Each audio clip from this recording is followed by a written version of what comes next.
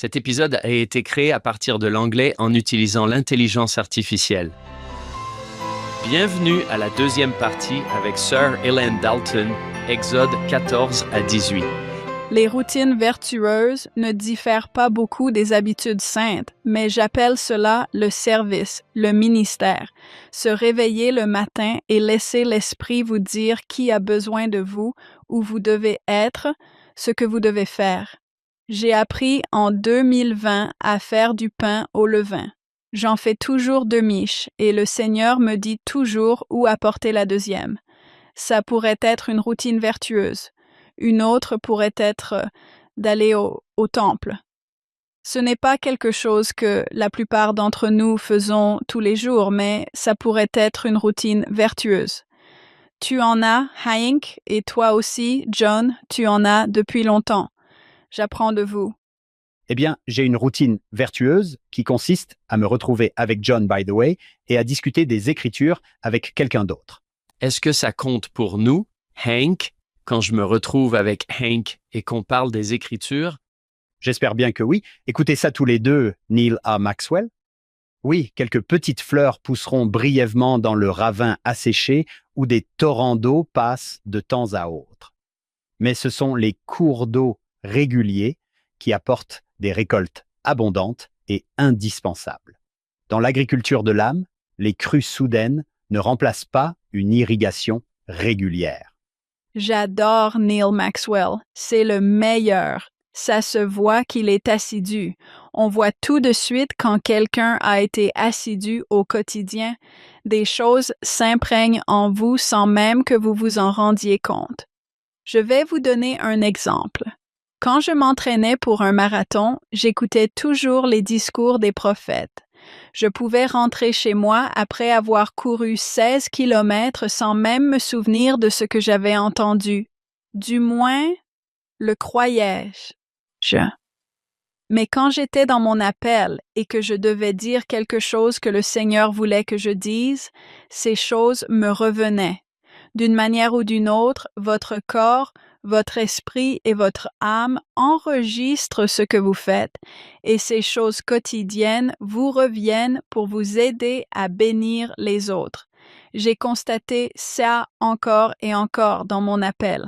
Je m'asseyais chez quelqu'un, je voyais une jeune femme, je priais et je disais « Père céleste, pourquoi m'as-tu envoyé ici?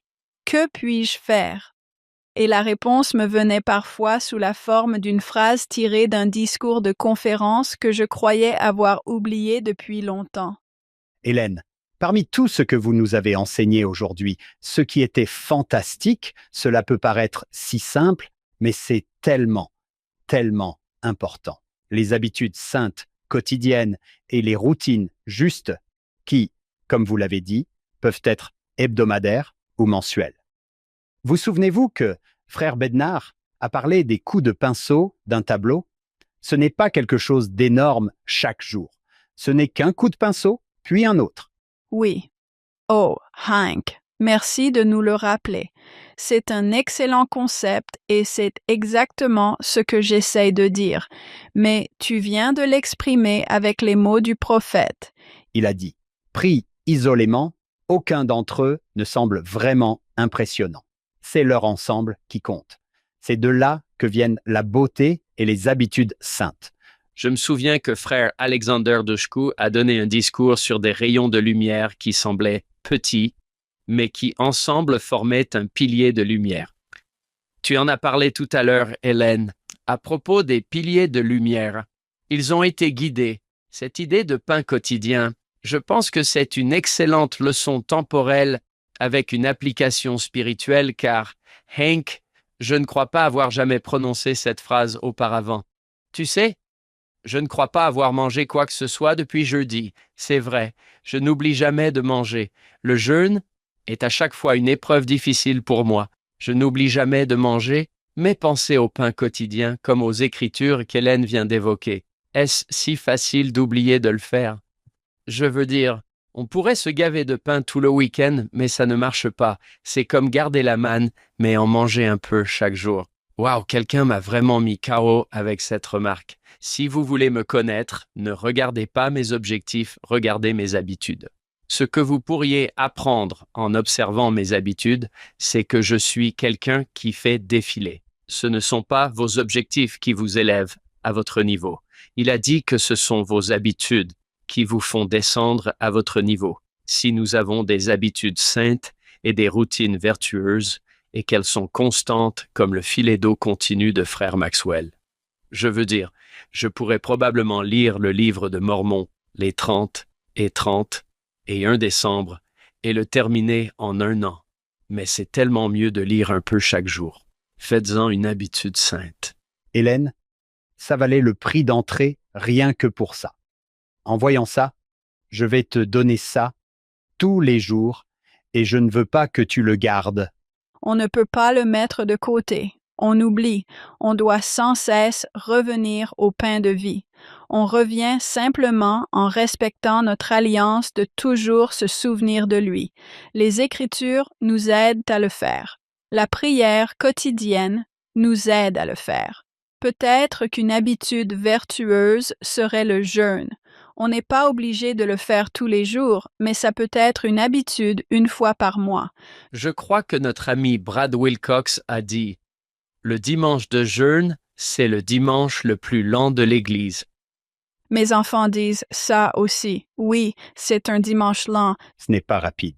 J'aime ça, Hélène. Ça devient qui tu es. Cette identité vient de tes habitudes, pas de tes objectifs. C'est une réflexion qui donne à réfléchir et qui invite à l'introspection. Eh bien, vous savez, vous parlez de piliers de lumière. Notre corps est un réceptacle de lumière. Nous recueillons de plus en plus de lumière et cette lumière devient de plus en plus brillante jusqu'au jour parfait. Nous recueillons sa lumière. Ensuite, nous pouvons la refléter aux autres. Nous pouvons partager cette lumière avec les autres. Si nous ne l'avons pas recueillie, nous ne pouvons pas la partager. Et elle devient de plus en plus brillante. Je peux en témoigner. Vous pouvez le voir chez nos prophètes, chez nos dirigeants. Personnellement, je le vois. J'ai travaillé avec le président Hinckley. J'ai travaillé avec le président Monson, le président Nelson, et maintenant le président Oakes. Je l'ai vu chez chacun d'entre eux. Ce sont des hommes absolument brillants, car comme ils ont consacré leur vie au Seigneur, celui-ci les a tout simplement magnifiés, et je peux voir la lumière qui émane d'eux. Observez le président Oakes. Vous verrez la lumière qu'il porte. Elle est tangible. Il cite ce verset, c'est le verset 12. Quand vous serez rassasiés de pain, vous saurez que je suis le Seigneur, votre Dieu. Et on pourrait même ajouter chaque jour. Oh, j'adore ça. Pas seulement une fois, mais tous les jours. C'est encore une affiche, Hank. Ensuite, on va à l'eau au 17. On devrait déjà se diriger vers le 17. Continuons. Y a-t-il encore des murmures? Il y a un tout petit peu plus de murmures maintenant. Ils arrivent là-bas et ils ont soif. Que fait Moïse? Qu'est-ce que le Seigneur demande à Moïse de faire? Il étend son bras et fait jaillir de l'eau. Il porte une verge, et cette verge, il l'a utilisée lors des plaies d'Égypte. Il l'a toujours eue. J'ai essayé de comprendre pourquoi. Que symbolise ce bâton? Pourquoi le portait-il? Je sais que les Écritures nous promettent que nous recevrons un sceptre immuable de justice, mais que symbolise ce bâton? Quelqu'un le sait-il? Je crois que Matt Bowen nous a enseigné que dans les langues anciennes, les mots verge et parole avaient la même origine. Et la verge était comme la parole de Dieu, ce qui est tout à fait logique quand on pense au rêve de Léhi, selon lequel il s'agissait de la puissance de Dieu ou de la parole de Dieu. Oui, je pense aussi. Je me souviens que lorsque le Seigneur rencontre Moïse, il lui dit « Vois-tu ce bâton que tu tiens dans tes mains? C'est donc quelque chose que Moïse possédait déjà, et il a dit « Tu vas l'utiliser pour leur montrer que je suis avec toi. » C'est peut-être un symbole de son lien avec Dieu. Ou peut-être le métier de berger. Les bergers ont-ils un bâton ou une houlette? Le Seigneur est mon berger, je ne manquerai de rien. Au verset 6, il est dit, Voici, je me tiendrai là devant toi, sur le rocher, à Horeb. Tu frapperas le rocher, dit le Seigneur à Moïse, et il en sortira de l'eau, et le peuple pourra boire. Et Moïse fit ainsi aux yeux des anciens d'Israël, et il donna à ce lieu le nom de Massa et Meriba. Et cela signifie épreuve et plainte. C'était le lieu de l'épreuve à Massa et de la plainte. Intéressant, n'est-ce pas? Il y a un rocher qui marque cet endroit, mais le miracle s'est produit à nouveau. La bénédiction s'est manifestée à nouveau. Mes parents auraient pu donner ce nom à mon enfance. Épreuve et murmure. N'est-ce pas là la condition humaine? Murmure, miracle, murmure, miracle.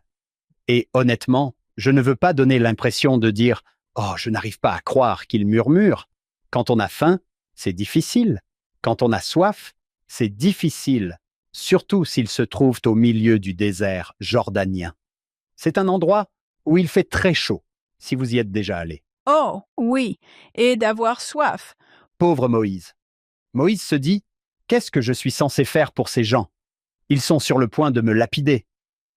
Après tout ce qu'il a fait, Ces gens sont tellement durs, Seigneur. » Il me répond « Tu m'en diras tant. » Mais dans les derniers jours, voyons-nous cela? Parfois, oui. Quand un prophète énonce une vérité éternelle ou enseigne une doctrine, souvent les gens s'énervent beaucoup, n'est-ce pas? C'est simplement la nature humaine à l'œuvre, et nous devons assurément lutter contre cet homme naturel. J'aime beaucoup ça. On peut voir la lutte entre le saint et l'homme naturel dans ces chapitres. Nous arrivons ici, là où ils se sont battus. Voici qu'Amalek revient. Ils commencent à se battre. Dans ce chapitre, nous apprenons ce que signifie soutenir un prophète, Aaron et Hur. Lorsque Moïse s'est lassé, ses mains sont tombées et Israël perdait la bataille. Mais lorsqu'il a été soutenu et qu'ils ont maintenu ses mains levées, Israël a gagné. Nous venons de participer à une assemblée solennelle lors de cette conférence et nous avons pu faire exactement ce qu'ont fait Aaron et Hur, soutenir les prophètes, les voyants et les révélateurs. Ce fut l'un de ces moments mémorables et magnifiques. Nous devons vraiment rentrer chez nous maintenant et nous demander « Qu'est-ce que cela signifie pour moi de soutenir ?» Comment vais-je soutenir ces hommes pour lesquels je me suis levé lors de la conférence générale? J'ai levé la main et j'ai dit que je le ferais. À quoi ressemble le soutien dans ma vie? Et à quoi ressemble-t-il dans votre vie? John, tu te souviens quand le docteur Cottle était ici, Mike, et qu'il a dit qu'en tant qu'enseignant, nous devons faire écho aux messages prophétiques, les amplifier. Je les entends, puis je les répète. Je pense que cela doit faire partie du soutien. quand j'étais évêque, j'étais un peu pointilleux. J'étais probablement un peu agaçant à propos de la formulation exacte du soutien à quelqu'un, car parfois on peut penser « Oh, on va soutenir quelqu'un ». Ça veut dire qu'on lève la main droite. Non, ça signifie que tu vas le soutenir à l'avenir. Le soutien peut se manifester à maintes reprises, comme tu l'as souligné, Hélène, en rentrant chez soi et en ne murmurant pas contre cette personne ou ce dirigeant.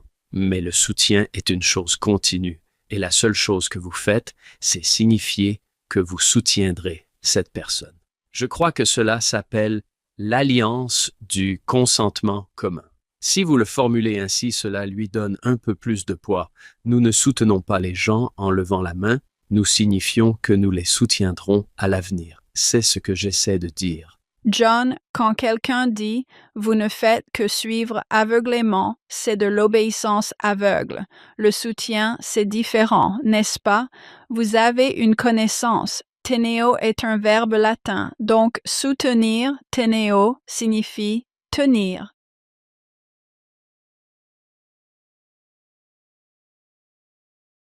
C'est à soutenir, presque littéralement, ce qu'Aaron et Hur ont fait pour Moïse. Oui, lui tenir les mains. Le président Oakes a parlé du manteau. Encore une fois, c'était lors de son discours à BYU. Lorsque le manteau d'un prophète de Dieu est déposé sur ses épaules, c'est un lourd fardeau. Un prophète a besoin de tout notre soutien. Nos prières les soutiennent. Notre jeûne les soutient. Priez pour eux chaque jour. Ce sont des hommes merveilleux. Je pense que tous ceux qui écoutent peuvent imaginer le poids d'un appel qu'ils ont ou qu'ils ont eu. Qu'est-ce que cela fait d'avoir le poids des jeunes filles de l'Église sur ses épaules? J'ai ressenti le poids de petits appels, mais qu'est-ce que cela fait? Je ne l'ai pas ressenti avant de sortir du bureau du président Monson. J'étais à la fois ravie et pleine d'humilité. Je suis d'ailleurs allée au temple et j'ai demandé au Seigneur de m'aider, car je savais. Il ne m'avait pas appelée pour être la présidente générale des jeunes filles de l'Église. Il m'avait appelée pour être la dirigeante des jeunes filles du monde entier. C'est là que je me suis dit, mais qu'est-ce que ça veut dire? J'ai supplié le Seigneur de m'aider d'une manière ou d'une autre, et voici la réponse que j'ai reçue. J'appellerai les élus parmi les élus pour servir avec toi, et chaque dirigeante te soutiendra et t'aidera à accomplir ce que je veux voir accompli. Au cours de mon service, j'ai été le témoin direct de ces pensées qui m'étaient venues à l'esprit. Parfois, j'allais dans une région, voire dans un pays étranger, et les dirigeantes des jeunes filles faisaient déjà ce que nous avions prévu de faire à Salt Lake City 2 ou 3 mois plus tard. Elles l'avaient déjà fait. Et je leur demandais, d'où vous est venue cette idée? Elles me répondaient, oh, nous avons prié, nous avons reçu l'inspiration. J'ai vraiment été témoin du fait que le Seigneur vous soutient par l'intermédiaire d'autres personnes et par la révélation qu'il leur donne lorsqu'elles prient. Ce qui était vraiment remarquable, et je sais que cela arrive à tout le monde, c'est que les dirigeantes des jeunes filles, moi-même, les jeunes filles, ainsi que leurs mères et leurs parents, nous formions une équipe. Je pouvais sentir cet esprit d'équipe. Nous travaillions tous pour le même objectif et c'était tout à fait remarquable. Cela allège le fardeau quand on sait que le Seigneur marche avec nous, mais pas seulement avec nous, avec tous ceux qui ont cet appel et cette responsabilité. C'est tout à fait remarquable, en fait. Maintenant, faire un discours lors d'une conférence, c'est une toute autre histoire, et un jour nous en parlerons. Hélène, je pense que c'est l'une des raisons pour lesquelles ma femme, Sarah, se sent proche de vous. Car lorsque vous étiez présidente générale des jeunes filles, ma femme était présidente des jeunes filles de la paroisse, avec, tenez-vous bien, 60 jeunes filles. C'est un peu comme Moïse menant les enfants d'Israël. Je me souviens du poids que cela représentait. La présidence des jeunes filles est un appel très lourd. J'ai pris la parole dans des pieux qui ne comptaient même pas 60 jeunes filles. Je pense qu'une partie de ce qui a allégé son fardeau, c'était de vous soutenir. Est-ce que cela vous semble logique? Oui, c'est tout à fait logique, car je le ressentais. Elle était dans mes prières. Je peux dire à toutes les dirigeantes des jeunes filles qui ont servi à cette époque avec moi qu'elles n'ont pas simplement été appelées. Elles ont été choisies. Elle ressent vraiment ce lien particulier. Et je pense que le fait d'approuver nos dirigeants nous lie à eux. Ce n'est pas simplement de l'obéissance aveugle, c'est nous qui prions pour eux, qui les soutenons et qui relayons leur message. John, je me souviens que tu m'avais dit, à l'époque où tu n'étais pas encore aussi ému, que la première fois que tu avais vu toutes ces mains se lever pour demander qui approuve notre nouvel évêque, tu m'avais dit que c'était un moment fort. C'est vrai. Le premier moment, c'est quand mes conseillers ont accepté. J'ai ressenti un petit soulagement. D'accord. Puis quand j'ai vu la paroisse, j'étais complètement bouleversé. C'est peut-être pour ça que je voulais vraiment... Bon, qu'est-ce que ça voulait dire exactement quand tu as levé la main tout à l'heure? Tu peux rentrer chez toi et me jeter des pierres comme dans Exode 17:4. Et c'est peut-être pour ça que ça m'a beaucoup touché. Et je pense aussi que j'ai soudainement éprouvé plus d'empathie pour toutes les autres personnes qui avaient occupé ce poste. Je savais que parfois, elles ne pouvaient pas dire tout ce qu'elles savaient sur ce qui se passait, et je me suis dit que j'allais simplement apporter mon soutien et essayer de ne pas murmurer, parce que je ne sais pas tout ce à quoi chacun est confronté. Hélène, je me demande comment vous perceviez cela au sein de la première présidence. Vous avez là un prophète, voyant et révélateur, qui détient toutes les clés et peut les exercer, et il a 2 conseillers. À vos côtés, à cette époque, vous avez dû voir le président Monson comme conseiller, le président Uchtdorf comme conseiller, et bien sûr, le président Eyring comme conseiller. Comment cela se passe-t-il? C'est comme si l'un d'entre eux complétait l'autre. Est-ce que cela a du sens? Ensemble, ils forment une force unifiée et ils sont unis dans ce qu'ils savent que le Seigneur veut. Je n'ai jamais rien vu de tel. J'ai participé à des réunions de conseils d'administration. On ne voit pas ce genre d'unité, ou du moins, je ne l'ai jamais vu auparavant. Ils sont tous différents. Ils abordent les choses sous des angles différents. Ils partagent leur expérience unique, mais lorsqu'ils le font, la combinaison de l'ensemble est parfaite. C'est stupéfiant d'être assis dans la pièce et d'être témoin oculaire d'une révélation, d'être témoin de prophètes, de voyants et de révélateurs. En parlant d'être assis dans la salle, cela m'est revenu à l'esprit, ainsi que les assemblées solennelles. J'ai été soutenu lors d'une assemblée solennelle parce que le président Monson, lorsqu'il m'a appelé, venait tout juste de devenir prophète, mais il n'avait pas encore été soutenu lors de la conférence d'avril. Cette assemblée solennelle a donc eu lieu à ce moment-là. Je n'oublierai jamais la scène que j'ai vue, assis à la tribune, lors de la conférence générale, lorsque ces hommes se sont levés et ont levé la main, ces hommes puissants. C'était, tu vois, John, je suis ému, mais c'était vraiment une expérience extraordinaire. Et nous venons de pouvoir le revivre, n'est-ce pas, une bénédiction? Oui, Hélène, si j'aime tant ce que nous avons fait aujourd'hui, c'est parce que je peux mettre en pratique ce dont nous avons parlé. Dès que nous aurons terminé cet enregistrement, je pourrai sortir et faire ces choses. Je pourrai m'y mettre, cultiver une habitude sainte, une routine vertueuse. Je pourrai soutenir mes dirigeants.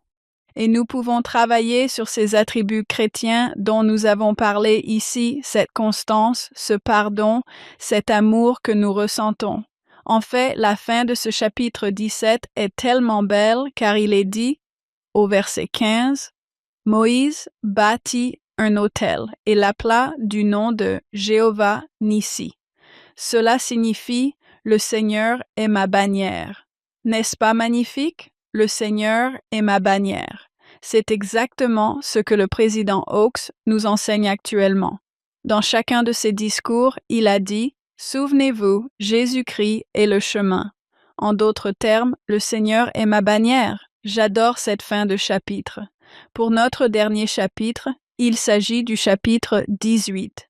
Jéthro vient voir Moïse et lui amène sa femme et ses fils. C'est un moment de joie. Mais ensuite, Jéthro, son beau-père, lui donne également des conseils. Il voit ce qu'il fait et lui dit « Ce que tu fais, cela ne peut pas durer. Tu ne peux pas faire cela pour tout ce peuple. » Il essaie de tout faire tout seul et Jéthro lui donne donc le conseil dont il a besoin. Il doit se faire aider par d'autres. Je sais que personnellement, vous savez que tous ceux qui ont exercé un appel savent qu'on ne peut pas tout faire tout seul, ni ne le souhaitent, car les bénédictions qui reviennent aux personnes qui participent et vous aident, vous ne voudriez pas leur refuser la possibilité de recevoir ces bénédictions. Je pense que cela fonctionne dans les 2 sens. C'est un bon principe de délégation. Je pense qu'en déléguant, nous créons l'unité, nous créons cet esprit de corps, si l'on peut l'appeler ainsi.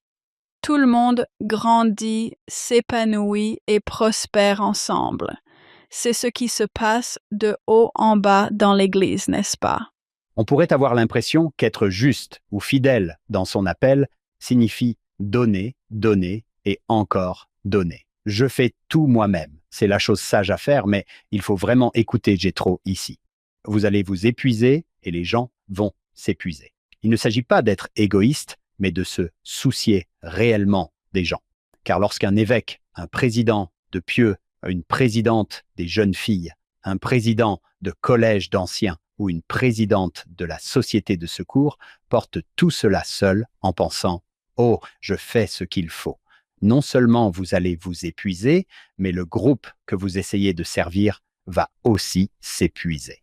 Cela rejoint peut-être ce que vous venez de dire, Hélène, à savoir que vous ne permettez pas aux autres de servir. Ils vont s'épuiser spirituellement. Oui, c'est ça. Ne pas rester immobile. Les personnes que vous servez ne peuvent pas rester immobiles. Nous devons tous nous impliquer dans cela. Il y a tellement de puissance là-dedans. C'est un principe de leadership fondamental. Des livres et encore des livres ont été écrits à ce sujet. Parfois, notre nature humaine nous pousse à vouloir tout faire nous-mêmes pour que ce soit bien fait. Eh bien, non. Nous voulons le faire avec tout le monde pour qu'il soit béni. C'est toute l'idée. Il ne s'agit pas du travail, il s'agit des gens et des bénédictions qu'ils recevront. Je parie que vous avez vécu cela au sein des conseils de l'Église. Personne ne dit « c'est moi qui mène la danse ». On se rend à ces conseils, on jeûne, on prie, on se prépare spirituellement et intellectuellement, puis on fait part de ses pensées et de ses sentiments. J'adorais voir cela se produire. Tout se fondait en un tout qui était bien meilleur que ce que quiconque aurait pu imaginer. C'est également un excellent principe de leadership, cette consultation collective. J'ai eu un président de nation tout simplement remarquable. J'espère qu'il écoute. Le président Menlo Smith, il disait souvent « Un bon dirigeant forme des dirigeants tout en dirigeant ». Une fois, j'étais avec mon compagnon, frère Broderick Dorem, Phil Broderick, et quelque chose s'est produit. Nous avons dit au président de mission « ça vient d'arriver, que devons-nous faire ?» Ça me fait rire parce que le président Smith était tellement génial. Il avait tellement d'expérience. En tant que PDG, il nous a dit « Allez chercher votre compagnon et venez ici. » Il a dit « Frère, by the way, si tu veux réussir dans les affaires et dans la vie, résous les problèmes de ton patron. » Et il a ajouté « Laisse-moi t'enseigner les 5 niveaux de délégation. Numéro 1, cherche les problèmes, résous-les, garde-les pour toi. » Il a dit « On n'en est pas encore là, je ne veux pas que vous fassiez ça. Deuxièmement, cherchez les problèmes, résolvez-les, faites-en rapport. » Il a dit « Nous n'en sommes pas là non plus. » Troisièmement, a-t-il dit, cherchez les problèmes, réfléchissez-y, formulez une recommandation et donnez-moi la meilleure. Maintenant, qui tire tout le bénéfice de cela? Moi et frère Broderick. Il a dit, 4e niveau, identifiez les problèmes. Venez me voir et dites-moi, que faisons-nous? C'est ce que vous venez de faire. Il a ajouté, il y a peut-être un 5e niveau. Je découvre le problème et je viens vous voir. Il a dit, je veux que vous commenciez à penser de cette façon et à essayer de m'aider à penser comme lui. Que dirait le président Smith? Que ferait-il dans ce cas? Une expérience merveilleuse, très enrichissante. Merci, président Smith. Nous ne nous rencontrions qu'à certains moments. Il ne voulait pas que les gens viennent le voir à chaque fois qu'il y avait un problème. À ce moment-là, d'accord, président, ceci est arrivé, cela est arrivé, cela aussi. Voici ce que nous recommandons. Voici ce que nous recommandons. Voici ce que nous recommandons. J'ai tiré profit de cette réflexion et je suis heureux d'annoncer à Hank et Hélène qu'il m'a finalement promu au niveau 1, où je pouvais rechercher les problèmes, les résoudre et les garder pour moi. Avant l'ère des téléphones portables, le président Smith s'est rendu à Singapour pour la conférence des présidents de mission. Frère Broderick et moi avons dû diriger la mission pendant 2 semaines. Nous avons eu un énorme problème avec le MTC de Manille. Et je me souviens encore de cette posture, les poings contre les tempes, me demandant « Que ferait le président ?» Mais grâce à des mois de formation, à l'idée de ne pas venir avec un problème, mais avec une solution. Merci, président Smith, car quand j'étais évêque, devinez ce que j'ai enseigné une fois au conseil de paroisse? Les 5 niveaux de délégation. Merci de nous avoir enseigné cela. C'est un excellent principe. Hélène, j'aimerais vous poser une question à ce sujet, car si, en sortant du bureau du président Manson, vous pensiez devoir rencontrer toutes les jeunes filles du monde, vous vous épuiseriez et elles aussi. Jethro dit, trouve des hommes capables, dans votre cas, des femmes qui craignent Dieu, qui aiment la vérité, qui ne convoitent pas, place-les et laisse-les diriger ce peuple ou l'instruire. Si elles ont besoin de vous, elles peuvent venir vers vous. Elles peuvent s'occuper des petites choses et vous pouvez vous occuper des grandes. Vous devenez presque une formatrice de formateurs. Je considérais que mon travail consistait à former et à édifier les jeunes femmes dirigeantes, et si elles étaient formées et édifiées, elles feraient de même. Cela commence simplement par le haut. J'avais toutefois aussi un contact personnel avec les jeunes filles. Le président Monson m'avait demandé de le faire. Lorsque je me rendais dans ces pays, je rencontrais des groupes de jeunes filles. J'allais chez celles qui en avaient besoin. En réalité, vous êtes chargé d'instruire les instructrices, de former les dirigeantes, et cela fonctionne parce qu'ensuite, elles transmettent cela jusqu'à ce que cela parvienne aux jeunes filles, et nous en tirons tous profit. Et même les jeunes filles sont alors formées. J'aime bien comparer cela à un général. Un général est avant tout responsable du bien-être de ses troupes. Et si vous pouvez vous en souvenir, si vous êtes président de mission et que vous dites « Ma première responsabilité est le bien-être de mes troupes, de mes missionnaires », puis que vous partez de là, cela fonctionne bien mieux que de dire « Ma responsabilité est d'avoir des baptêmes ». Non, tout tourne autour des gens. Imaginez ce principe avec le frère de Jared qui vient voir le Seigneur et lui dit « Mais que faisons-nous pour avoir de la lumière ?» Et que répond le Seigneur ? « Va résoudre les problèmes de ton chef. » Le Seigneur n'est pas déconcerté, il dit simplement « Débrouille-toi. Trouvez une solution et apportez-la moi. » Et c'est ce qu'il a fait. Pour être honnête, le président Smith a lu le livre de Mormon, alors qu'il n'était pas encore membre de l'Église. Et l'une des histoires qui l'a le plus impressionné était la manière dont le Seigneur a traité le frère de Jared grâce à sa philosophie de délégation. J'ai une question pour vous deux. Je ne sais pas si nous voyons et entendons. D'après mon expérience au sein de l'Église, j'ai constaté que parfois un dirigeant nomme des personnes pour enseigner, mais essaie ensuite de faire le travail lui-même. Il vous demande de lui faire une recommandation ou de faire quelque chose, puis finit par tout changer de toute façon. Et cela peut être très décourageant pour quelqu'un.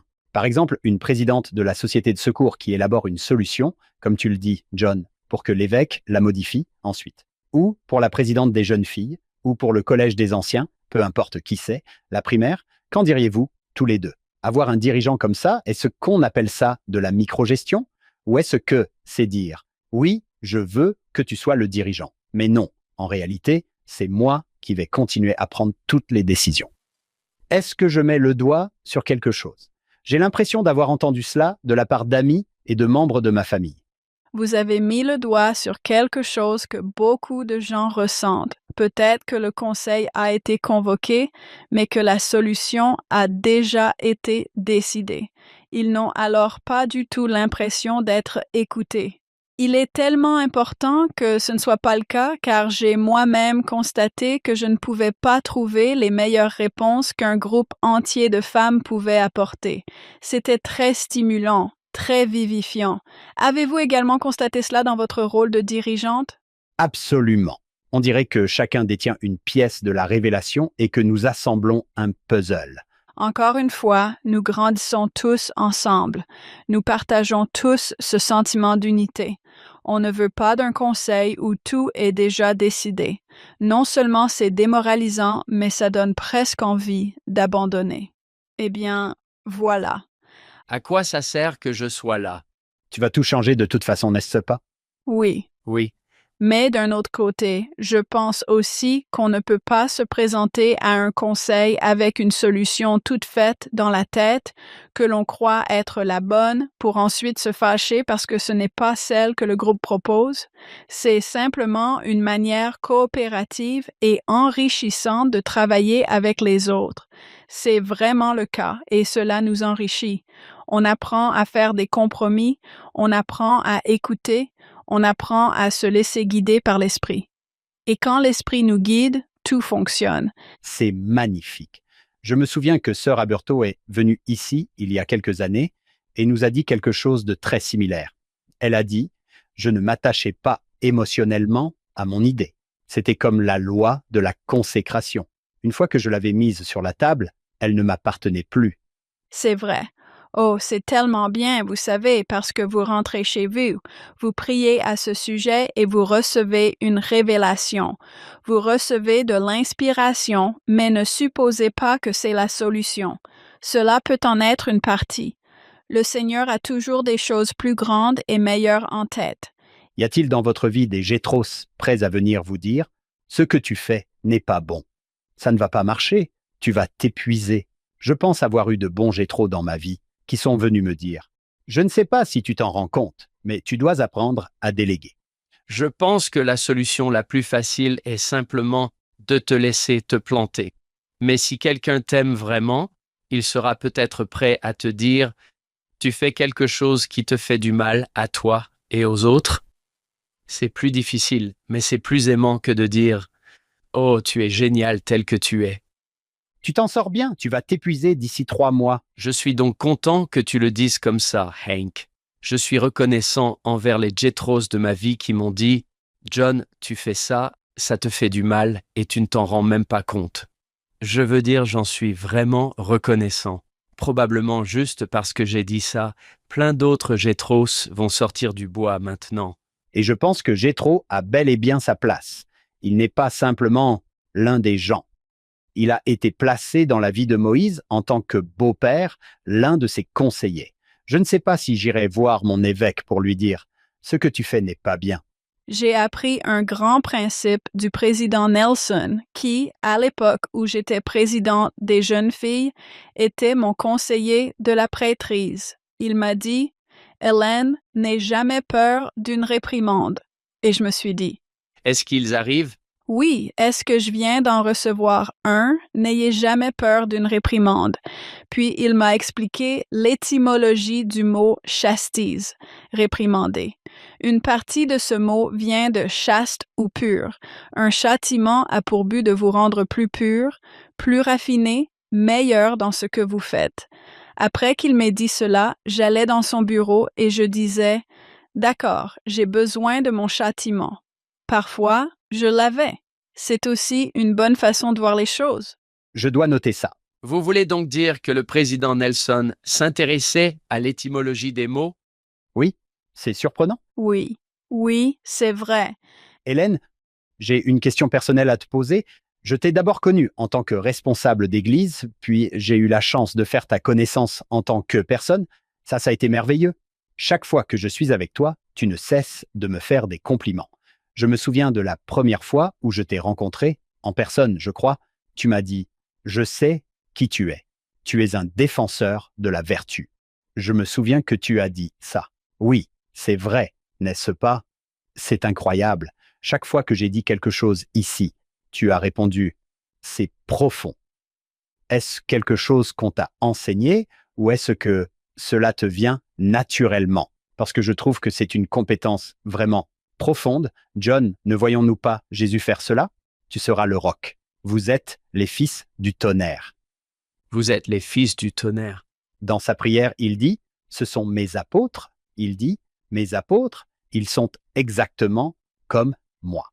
Nous ne sommes pas de ce monde, n'est-ce pas? » Et vous répondez « Oui, nous sommes exactement pareils. » Est-ce quelque chose que vous avez appris de vos parents? Est-ce que... D'où cela vient-il? Cela vient du Seigneur, cela vient par l'Esprit. Quand je suis inspiré, je dis ce que le Seigneur voudrait que je dise. C'est sa voix la plupart du temps, ce n'est pas la mienne. Vous pouvez donc savoir qu'il vous aime et qu'il tend la main vers vous et qu'il se sert simplement des gens, parfois de moi, parfois d'autres, pour vous montrer à quel point vous êtes une disciple du Christ magnifique, noble et douée. Cela ne vient pas de moi du tout et je ne l'ai pas appris.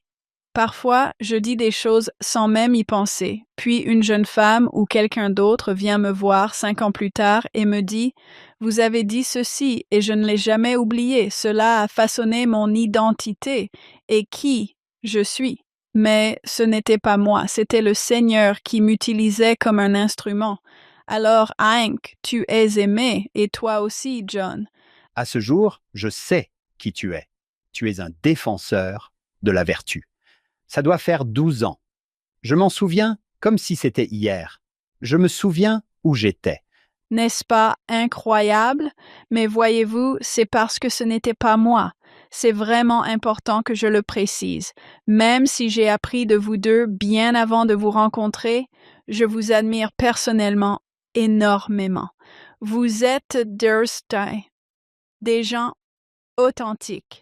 Vous êtes des hommes d'alliance, des dirigeants d'alliance.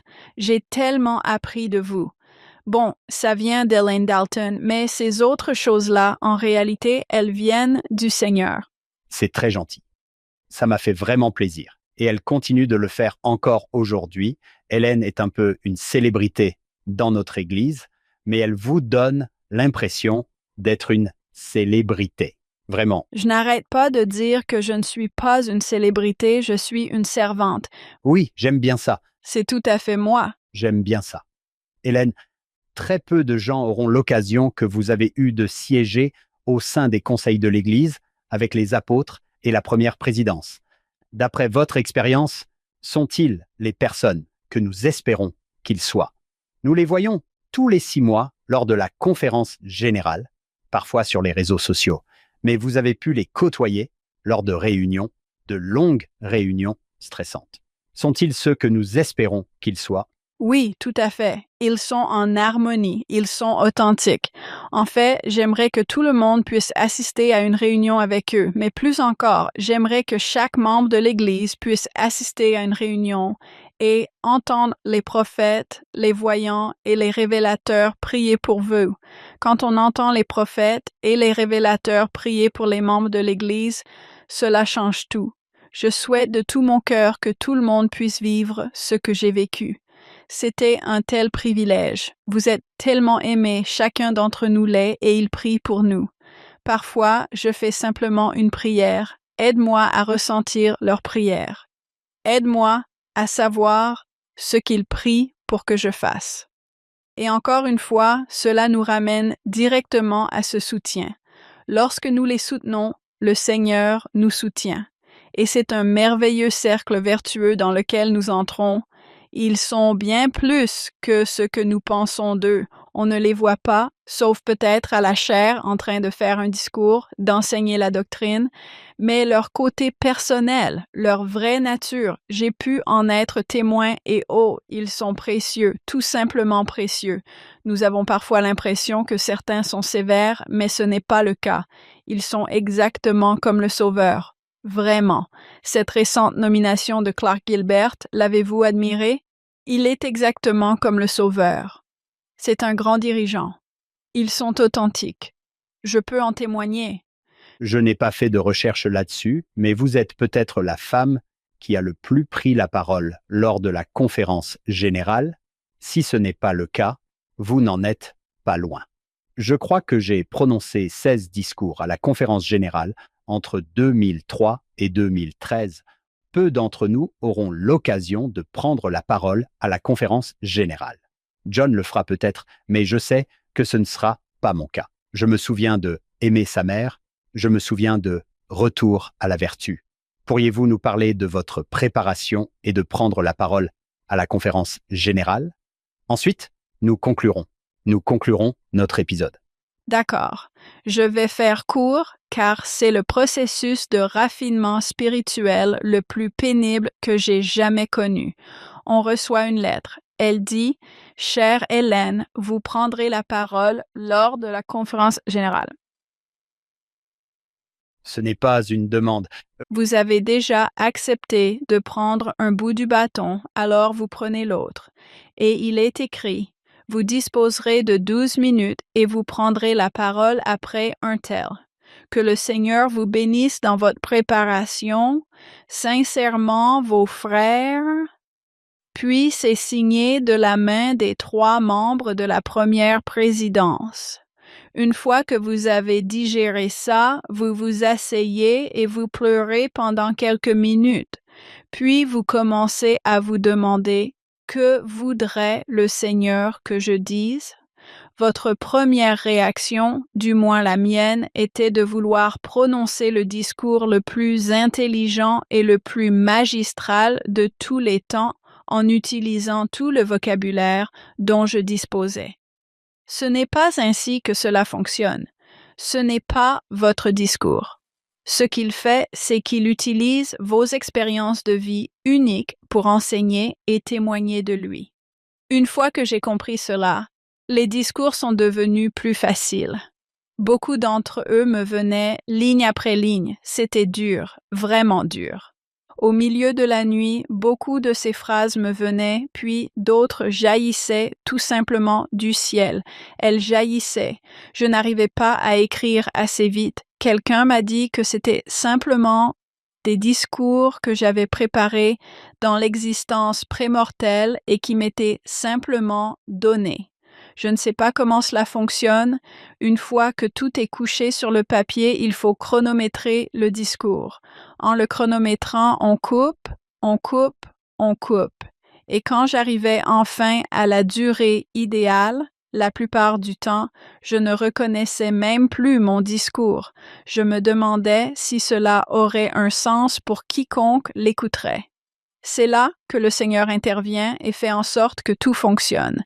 C'est vraiment un privilège de faire partie de cela, de me tenir à cette chair sacrée et d'être témoin de Dieu en tout temps, en toutes choses et en tout lieu. Je suis tellement reconnaissant d'avoir eu cette opportunité. La préparation de soi-même est plus importante et plus grande que la préparation du discours.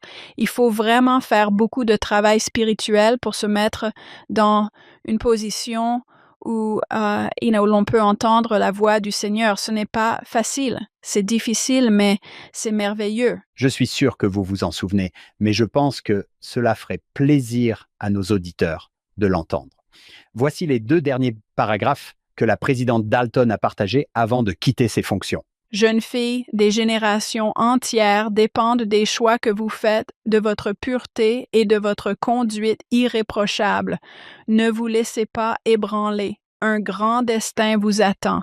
C'est votre moment et je crois sincèrement qu'une jeune fille vertueuse guidée par l'Esprit peut changer le monde. Je témoigne que le Sauveur vit. Il sera avec vous. Il vous donnera la force d'agir. Et dans les moments difficiles, ces anges seront autour de vous pour vous soutenir. Quel beau message! Oh, j'avais oublié ça. C'est parce que c'est ce qu'il a fait pour moi et il le fera pour chacun d'entre nous. C'est la bonne nouvelle. Merci de me le rappeler, Hank. C'est tellement gentil. Hélène, je regrette que notre temps ensemble touche à sa fin. Je me souviens qu'au début, tu as dit « Qu'ai-je appris ? Qu'ai-je ressenti et que vais-je faire ?» Pouvons-nous terminer là-dessus? Comment espères-tu que nos auditeurs répondent à ces questions aujourd'hui? Les réponses seront individuelles, car je sais qu'en lisant ces chapitres, en priant auparavant, j'ai beaucoup appris. J'ai beaucoup appris sur moi-même.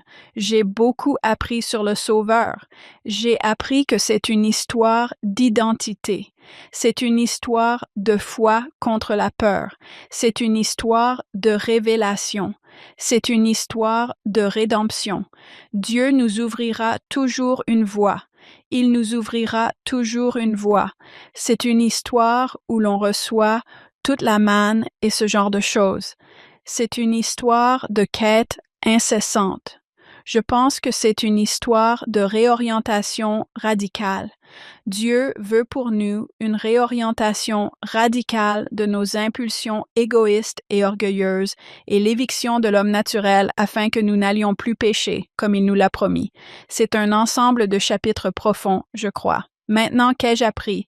Personnellement, je vais vous le dire. Je vais me dévoiler à vous tous. J'ai appris à ne plus murmurer. J'ai appris à suivre le prophète dans tout ce qu'il demande. J'ai appris à faire tout mon possible pour recevoir le don du Saint-Esprit afin d'être guidé par la révélation personnelle. Et j'ai appris que le Seigneur conclut des alliances et qu'il les respecte, et qu'elles sont essentielles pour nous permettre de traverser cette vie. Ce chemin des alliances est immense. J'ai réappris l'importance de la simplicité au quotidien, la dévotion quotidienne, les routines vertueuses et les habitudes saintes. Voilà ce que j'ai appris. Maintenant, qu'est-ce que je vais faire de tout ça? Beaucoup de choses. Mais la chose la plus importante que je vais faire, c'est commencer à chercher le Christ dans toutes mes expériences et dans tout ce que je fais et à le reconnaître. Magnifique. John, vous arrive-t-il de vous demander « Comment en suis-je arrivé là? Comment se fait-il que je sois assis ici à discuter avec Hélène Dalton, avec tous ces auditeurs incroyables qui nous écoutent chaque semaine qui nous soutiennent tant et qui pensent que nous faisons un excellent travail, n'est-ce pas? Les gens viennent me voir et me disent « Eh, merci ». La plupart du temps, je reste assis là. Oui, la plupart du temps, je me contente d'écouter comme toi. Hélène, merci. Oh, merci. S'il y a une chose que je voudrais que tout le monde retienne, c'est que tout repose sur le plan du Père que nous avons choisi. Il est conçu pour ramener tous ces enfants bien-aimés à la maison. C'est de cela qu'il s'agit. Mais vous deux, merci beaucoup. Vous faites tant de bien dans le monde, tant de bien pour moi. C'est un privilège et un honneur d'être avec vous deux. Eh bien, merci, c'est vraiment un plaisir. Hélène dit « Oh, Hank, John, vous êtes des gens formidables. » Hélène Dalton est formidable, n'est-ce pas, John? Elle est aussi merveilleuse que vous l'espériez. C'est vrai. Oui, elle est... Merci. Sur ce, nous tenons à remercier sœur Hélène Dalton de nous avoir accordé son temps aujourd'hui. Nous remercions également notre productrice exécutive, Shannon Sorensen, ainsi que nos sponsors, David et Verla Sorensen. À chaque épisode, nous rendons hommage à notre fondateur, Steve Sorensen, qui était un défenseur de la vertu. Nous espérons que vous serez à nouveau parmi nous la semaine prochaine. Nous allons poursuivre notre exploration du livre de l'Exode sur Follow Him. Pour remercier nos merveilleux auditeurs, nous aimerions vous offrir la version numérique de notre livre Finding Jesus Christ in the Old Testament. Il propose des réflexions courtes et profondes tirées de nos précédents épisodes sur l'Ancien Testament. Rendez-vous sur followhim.co, c'est-à-dire followhim.co, pour télécharger votre exemplaire gratuit dès aujourd'hui. Vous y trouverez également le lien pour acheter l'édition papier. Merci de faire partie de notre famille Follow Him. Bien sûr, rien de tout cela ne serait possible sans notre incroyable équipe de production, David Perry, Lisa Spice, Will Stoughton, Crystal Roberts, Ariel Quadra, Heather Barlow, Amelia Kabuika, Sydney Smith et Annabelle Sorensen.